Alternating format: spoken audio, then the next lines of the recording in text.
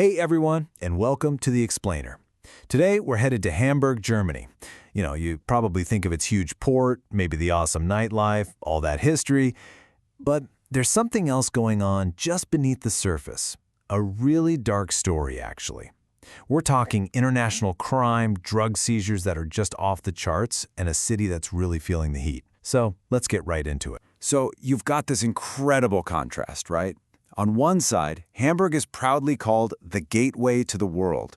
It's this buzzing center for trade. But then there's this other, much darker title it's earned, Europe's cocaine gateway. It's like these two completely different cities are fighting for the soul of the real Hamburg.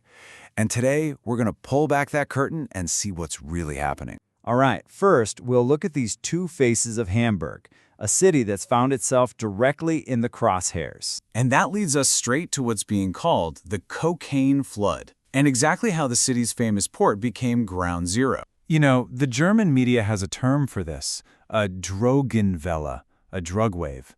But honestly, when you see the numbers, wave doesn't even begin to cover it. It's a tsunami. Get this, in just 1 year, 2023 alone, officials seized 35 tons of cocaine, just in the port of Hamburg. I mean, just try to picture that. It's a staggering amount. And this problem isn't slowing down, it's speeding up. The amount of the cocaine they're finding has literally tripled in only 5 years. That's not just growth, that's an explosion. It really shows you how fast this whole situation is spiraling out of control. And look, this isn't just something the police are worried about. We're talking the highest levels of government here. I mean, when you have the mayor of the city, Peter Schenscher, coming out and saying that Hamburg itself could end up in the crosshairs of drug cartels, well, that's when you know this is a serious, serious threat to everyone's safety. It's easy to get lost in these giant numbers, right? 35 tons, it's abstract. But behind every kilogram is a person, a plan, a criminal network. For example, there's a recent court case going on right now. 11 guys are accused of smuggling 4.6 tons of coke. That's just one operation. It gives you a sense of the sheer scale and sophistication we're dealing with. So fighting the smugglers at the port, that's one massive challenge. But what if the threat isn't just coming from the outside? What happens when the danger is coming from within the system? This is where the story gets really chill. Which brings us to our next section. A system under threat. See, all that drug money, it does more than just pay for boats and smugglers. It's a poison that can corrode institutions from the inside out. And to really grasp this, there's a German word you've got to know. Der Maulwurf. It literally means the mole. You know, that classic spy movie character, the insider, working for the other side, feeding them secrets. And this isn't some spy thriller fantasy. This actually happened. A prosecutor, was arrested. Why? For allegedly being a mole. They say he was selling information to a cocaine cartel. Think about that. The very people who are supposed to be putting these criminals away, what happens to public trust when one of them is on the payroll?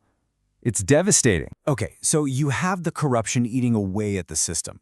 But there's another quieter kind of damage happening. It's psychological. When there's this much of a drug floating around, it just becomes more available, more visible. It starts to feel almost normal. The barrier for someone to try it just gets lower and lower. And what might start out as, a party thing can quickly become a real problem, an addiction that people don't even see coming until it's too late. But here's the thing. Hamburg isn't just sitting back and letting this happen. The city is fighting back and hard. And what's really interesting is that they're not just fighting with police raids and arrests. They've built this incredible support system to fight back with something else. Help. And it's a really smart, multi-layered approach. You can think of it as having 3 main pillars. First, there's direct help and counseling for people who are struggling right now. Second, there are special services just for kids and families who are at risk.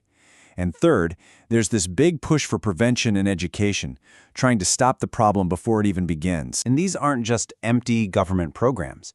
These are real initiatives on the ground, making a difference. You've got Kale, which helps kids who have addiction in their families. There's Kajal, which focuses on helping women and girls.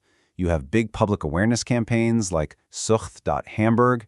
They even host a huge conference for addiction experts to share what's working. It's all these different threads weaving together to create a real safety net, a network of hope. So where are we now? Well, it's clear that what's happening in Hamburg isn't just a Hamburg problem.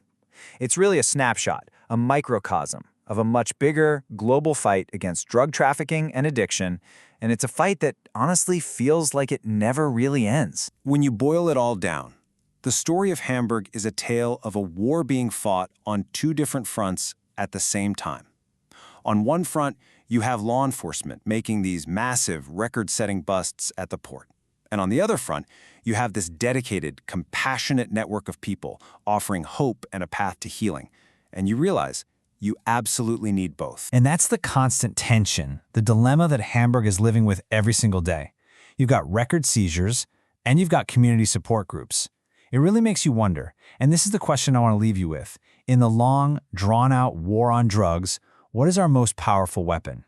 Is it enforcement, or is it empathy?